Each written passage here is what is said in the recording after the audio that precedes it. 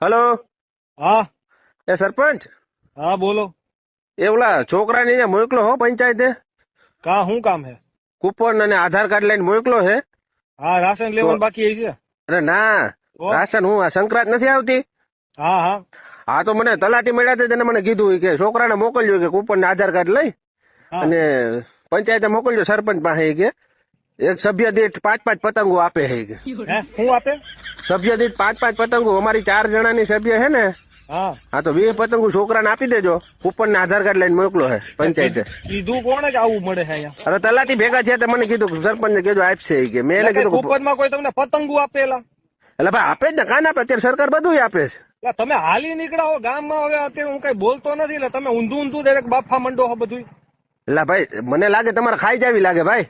કઈ ગામમાં સમજ્યા? કોઈ દી જોયું કે કોઈ દી કોઈ કૂપન ઉપર પતંગો આપી હોય? અરે ભાઈ એ તો સરકાર છે, એ તો બધું આપે.